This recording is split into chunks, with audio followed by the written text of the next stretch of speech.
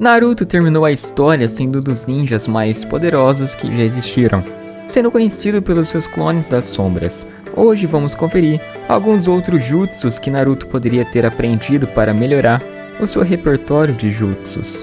Começando por jutsus elementares que nunca foram fortes de Naruto. Apesar de ser um usuário do elemento vento, a única manipulação que vemos ele utilizar desse elemento é para criar o Rasen Shuriken, adicionando chakra de vento ao Rasengan normal. Mesmo não utilizando outros jutsus desse elemento, listamos aqui algumas técnicas desse estilo que ele poderia aprender, começando pelo Voo da Andorinha, um ninjutsu de adição que aumenta o poder de matar de uma lâmina, como uma kunai ou espada, fluindo chakra nela. Essa técnica foi usada por Asuma Sarutobi, que foi o responsável por explicar a Naruto sobre o estilo vento. O chakra materializado é moldado como uma lâmina, cortando tudo que toca. Também é possível alterar a distância do ataque da arma, ajustando a quantidade de chakra colocado na lâmina. Essa técnica é muito difícil de ser desviada. A densidade do chakra é tão alta que se torna visível. Ela não só aumenta a potência da arma, mas simultaneamente transforma-se em uma lâmina também. As lâminas de chakra são fortes e nítidas o suficiente para cortar e perfurar rocha sólida e ferro. O próximo jutsu é a técnica da invocação de poeira. Também utilizada por Asuma, essa técnica cria uma corrente de vento que contém partículas de poeira em alta velocidade, capaz de dizimar qualquer coisa que encostar nela em apenas uma questão de momentos. A técnica concluída é direcionada verticalmente através das mãos sobrepostas que são colocadas na frente da boca do usuário após a formação dos selos de mão necessárias. Agora vamos falar da lâmina de vácuo, utilizada por Danzo Shimura, que exalava vento infundido com chakra em uma arma a fim de aumentar sua agudeza, alcance e letalidade. Por exemplo, o usuário pode infundir em uma kunai para se assemelhar a uma cimitarra improvisada, ou como visto no anime, infundir a uma shuriken para aumentar o seu alcance e poder de corte. Agora nós vamos passar para as técnicas de invocação. Enquanto o sensei de Naruto, Jiraiya, utilizou uma infinidade de técnicas relacionadas a sapo, Naruto só foi visto usando a técnica de invocação básica, com algumas variações, por exemplo, invocar o sapo no ar para que ele esmague o inimigo. Os próximos jutsus são alguns relacionados a sapos que Naruto poderia aprender. Prisão da boca do sapo. Um dos jutsus mais famosos de Jiraiya é uma técnica de invocação peculiar que invoca apenas um órgão, o esôfago de um grande sapo, que gospe fogo do Monte Myoboku, o Myobokuzan, prendendo o inimigo em seu estômago. Se ativado dentro de um edifício ou de uma caverna, esse truque pode iludir o inimigo sem ele perceber. Nesse interior, até o ponto de apoio não é confiável. O inimigo encontra-se em um local apertado, tendo dificuldade em executar suas habilidades habituais e sendo incapaz de ativá-las corretamente. O interior do esôfago é altamente flexível e adesivo e não permite que o oponente se movimente livremente. Com o tempo, as paredes de carne se fecham e envolvem o inimigo, forçando-o a ir para dentro do estômago, onde será digerido. Jiraiya era capaz de controlar o esôfago, fazendo ele se expandir, contrair ou crescer em qualquer direção que ele desejasse. Quando usado pela primeira vez, Jiraiya afirmou que ninguém jamais escapou dessa técnica. Itachi, Uchiha, Kisame e Hoshigaki conseguiram escapar quando Itachi usou Amaterasu para queimar o esôfago, que é dito ser resistente ao fogo. No anime, Jiraiya mostrou ser capaz de utilizar a técnica de forma mais versátil, de acordo com a sua necessidade, utilizando não apenas o esôfago, mas o intestino e o estômago também. Os músculos do intestino são fortes o suficiente para esmagar as imensas quimeras de Pen, e o ácido estomacal, difícil de detectar por ser incolor e inodoro, é capaz de acabar com o corpo das vítimas aos poucos, de dentro para fora. Técnica do sapo escondido. O usuário invoca um Mogurigama, que literalmente significa sapo mergulhador, e especial do Monte Myoboku, e usa o interior da sua barriga como esconderijo.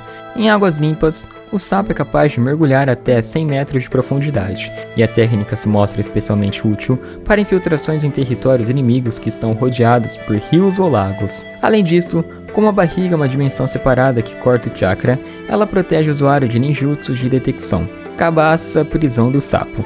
Essa técnica invoca um pequeno sapo em forma de cabaça, chamado de Ryotangama, que literalmente significa sapo cabaça, uma espécie única de sapo do Monte Myoboku. Essa técnica é utilizada para capturar e isolar uma vítima, arrastando no estômago do sapo.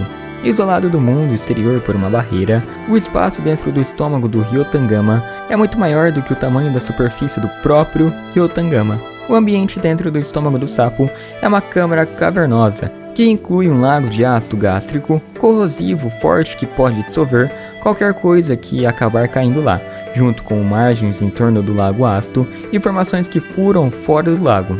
As estruturas já existentes dentro do estômago do sapo não são aparentemente afetadas pelo lago ácido. Uma vez preso dentro, o oponente é cortado de qualquer aliado suscetível ao ataque e pode ser facilmente derrotado. Técnica da manipulação do sapo. Através da técnica da manipulação da sombra do sapo achatado, o usuário infunde seu chakra na sombra do alvo, fazendo seu próprio corpo ficar mais plano possível e fundindo-se à sombra do alvo. Rouba o controle da sua mente e do seu corpo. O usuário deve prender a respiração para manter esse controle.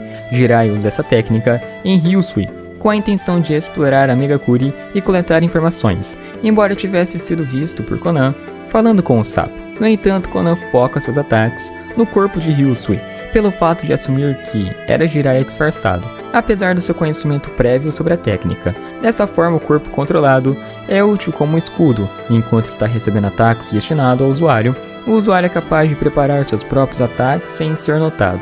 Quando o usuário respira bastante ar, seu corpo expande, fazendo com que volte à sua espessura normal. Consequentemente, o alvo recupera o controle do seu corpo e sentidos, sem nenhuma memória aparente do que aconteceu enquanto eles estavam controlados. Agora vamos listar alguns jutsus aleatórios que se enquadram no estilo de Naruto, porém, que ele não foi visto utilizando. Grande explosão do clone. Utilizado por Itachi, a grande explosão do clone é uma técnica que pode ser usada para criar um clone da sombra que pode ser detonado.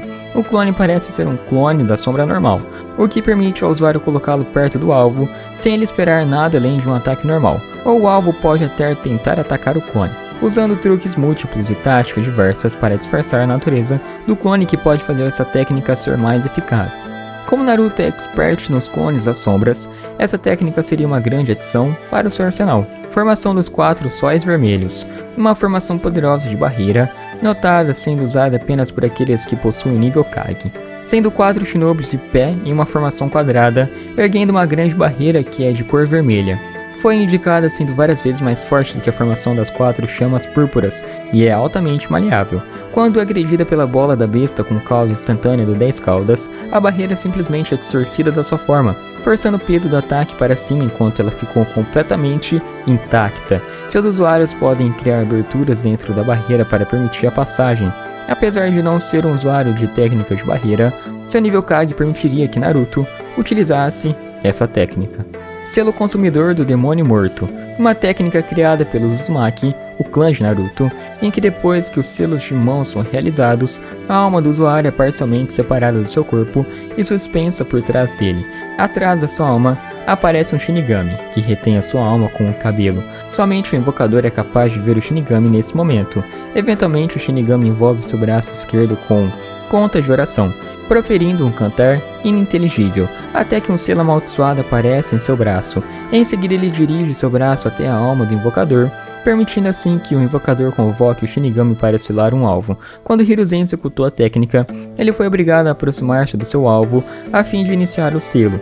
Quando Minato executou a técnica, ele foi capaz de manter-se à distância. O braço do Shinigami emerge do corpo do invocador e agarra a alma do alvo, possibilitando ao alvo ver o Shinigami também. Uma vez que a alma do alvo é agarrada, o invocador pode remover a alma do alvo e selá-la no seu próprio corpo.